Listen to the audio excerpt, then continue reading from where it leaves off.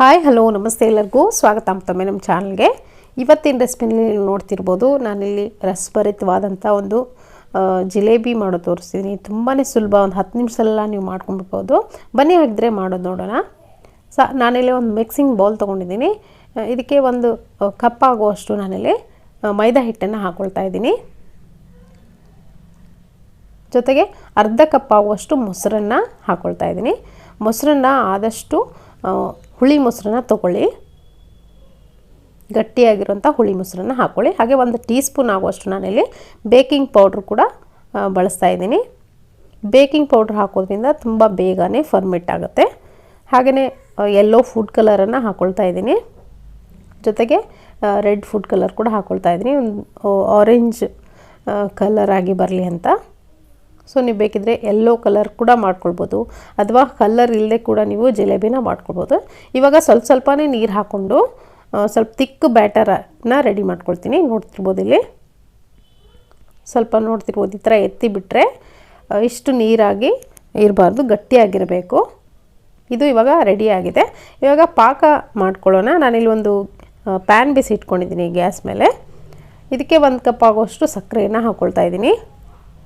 ಪಾಕವನ್ನು ನೀವು ಜಿಲೇಬಿ ಮಾಡ್ತಿರ್ಬೇಕಾದ್ರೆ ಸ್ವಲ್ಪ ಜಾಸ್ತಿನೇ ಮಾಡ್ಕೊಳ್ಬೇಕಾಗತ್ತೆ.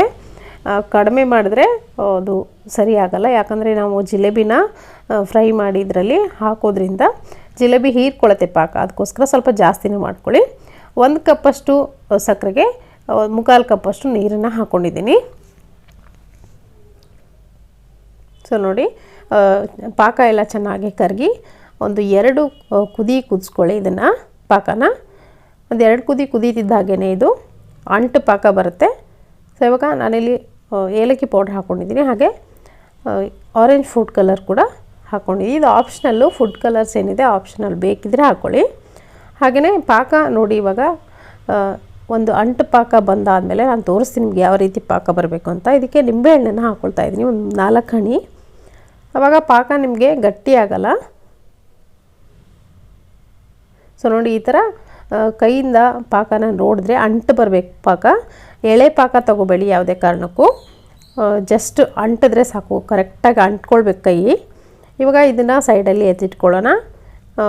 ಇವಾಗ ಮತ್ತೊಂದು ಪ್ಯಾನ್ಗೆ ನಾನು ಎಣ್ಣೆನ ಹಾಕ್ಕೊಂಡು ಬಿಸಿ ಇಟ್ಕೊಂಡಿದ್ದೀನಿ. ಸೊ ಎಣ್ಣೆ ಚೆನ್ನಾಗಿ ಕಾಯಿಲಿ ಇಲ್ಲಿ. ಸೊ ಇವಾಗ ಅಷ್ಟರಲ್ಲಿ ನಾನಿಲ್ಲಿ ಇವಾಗ ನಾವು ಆವಾಗಲೇ ಮಾಡಿಟ್ಕೊಂಡಂಥ ಜಿಲೇಬಿ ಬ್ಯಾಟರ್ ಏನಿದೆ ಚೆನ್ನಾಗಿ ಫರ್ಮೆಂಟ್ ಆಗಿರುತ್ತೆ.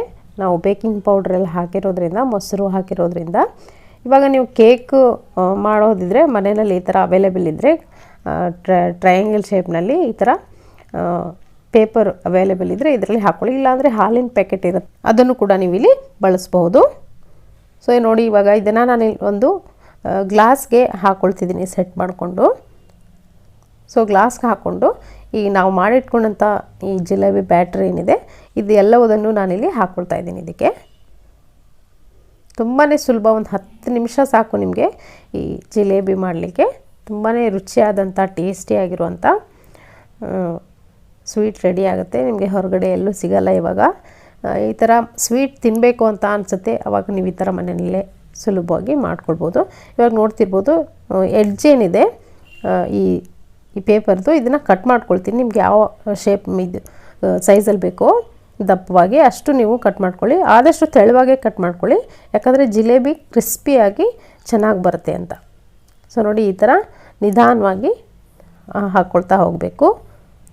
ಸೊ ಮೊದಲು ಸ್ವಲ್ಪ ಕಷ್ಟ ಅನಿಸ್ಬೋದು, ಆಮೇಲೆ ನಿಮಗೆ ಈಸಿ ಆಗುತ್ತೆ ಮಾಡೋದು. ಸೊ ಇವಾಗ ಹಾಕ್ತಿದ್ದಂಗೆ ನೋಡ್ತಿರ್ಬೋದು, ಕ್ರಿಸ್ಪಿ ಆಗ್ತಾ ಬರುತ್ತೆ. ನಿಮಗೆ ಗೊತ್ತಾಗುತ್ತೆ, ಅದು ಎಣ್ಣೆಯಲ್ಲಿ ಫ್ರೈ ಮಾಡ್ತಿರ್ಬೇಕಾದ್ರೆ ಕ್ರಿಸ್ಪಿನೆಸ್ ಗೊತ್ತಾಗುತ್ತೆ. ಆವಾಗ ಪೂರ್ತಿಯಾಗಿ ಕ್ರಿಸ್ಪಿ ಆದಮೇಲೆ ನೀವು ಇಲ್ಲಿ ತೆಗಿಬೋದು. ಪೂರ್ತಿ ಕಲರ್ ಚೇಂಜ್ ಮಾಡ್ಕೊಳ್ಳಿಕ್ಕೆ ಹೋಗಬೇಡಿ, ಜಸ್ಟ್ ಕ್ರಿಸ್ಪಿ ಆದರೆ ಸಾಕು. ಇವಾಗ ನೋಡ್ತಿರ್ಬೋದು, ಪೂರ್ತಿಯಾಗಿ ಕ್ರಿಸ್ಪಿ ಆಗಿದೆ. ನಾನಿಲ್ಲಿ ಇದನ್ನು ತೆಗೆದು ಬಿಸಿ ಆಗಿರುವಾಗಲೇ ಇದನ್ನು ನಾವು ಆವಾಗಲೇ ಮಾಡಿಟ್ಟಂಥ ಪಾಕ ಏನಿದೆ ಪಾಕಕ್ಕೆ ಹಾಕ್ಕೊಳ್ಳಿ.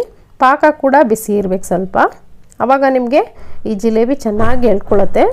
ಜಿಲೇಬಿ ಕೂಡ ಸ್ವಲ್ಪ ಬಿಸಿಯಾಗಿರುತ್ತೆ ಪೂರ್ತಿಯಾಗಿ, ಪಾಕ ಕೂಡ ಸ್ವಲ್ಪ ಬಿಸಿ ಇದ್ದರೆ ಆವಾಗ ನಿಮಗೆ ಈ ಜಿಲೇಬಿ ತುಂಬಾ ರಸಭರಿತವಾಗಿ ಕ್ರಿಸ್ಪಿಯಾಗಿ ರೆಡಿ ಆಗುತ್ತೆ. ಈ ಥರ ನೋಡಿ ಪಾಕದಲ್ಲಿ ಹಾಕ್ಕೊಂಡು ಒಂದು 2-3 ಸರಿ 2 ಬದಿನೂ ಹುರುಳಾಡಿಸಿ ಒಂದು 2 ನಿಮಿಷ ಅಥವಾ ಅರ್ಧ ನಿಮಿಷ ಅದರಲ್ಲಿ ಬಿಟ್ಟು ಈ ಥರ ತೆಗೆದು ಒಂದು ಪ್ಲೇಟ್ಗೆ ಸೆಟ್ ಮಾಡ್ಕೊಂಬಿಡಿ. ಎಲ್ಲ ಜಿಲೇಬಿಗಳನ್ನು ಇದೇ ಥರ ನಾನು ಸುಮಾರು ಮಾಡಿ ಇಟ್ಕೊಂಡಿದ್ದೀನಿ. ಇವಾಗ ನೋಡಿ ಜಿಲೇಬಿಗಳು ರೆಡಿಯಾಗಿದೆ. ತುಂಬ ಕ್ರಿಸ್ಪಿಯಾಗಿ ಸ್ವೀಟಾಗಿ ನೀವು ನೋಡ್ತಿದ್ರೇ ಗೊತ್ತಾಗ್ತಿರ್ಬೋದು ಎಷ್ಟು ಚೆನ್ನಾಗಾಗಿದೆ ಅಂತ. ಇದ್ರ ಮೇಲ್ಗಡೆ ಸ್ವಲ್ಪ ಚೆನ್ನಾಗಿ ಕಾಣಿಸ್ಲಿ ಅಂತ ಬೇಕ್ರಿ ಸ್ಟೈಲ್ನಲ್ಲಿ ಸ್ವಲ್ಪ ಸಿಲ್ವರ್ ವರ್ಕ್ ಹಾಗೆ ಪಿಸ್ತಾನ ಸಣ್ಣದಾಗಿ ಕಟ್ ಮಾಡ್ಕೊಂಡು ಹಾಕ್ಕೊಂಡಿದ್ದೀನಿ. ನೋಡಿದ್ರೆಲ್ಲ ತುಂಬ ಸುಲಭವಾಗಿ ಮನೆಯಲ್ಲೇ ಜಿಲೇಬಿ ಯಾವ ರೀತಿ ಮಾಡೋದು ಅಂತ. ಈ ರೆಸಿಪಿ ನಿಮಗೆ ಇಷ್ಟ ಆಗಿದೆ ಅಂದ್ಕೊಳ್ತೀನಿ. ಇಷ್ಟ ಆಗಿದ್ರೆ ಒಂದು ಲೈಕ್ ಒತ್ತಿ. Thank you.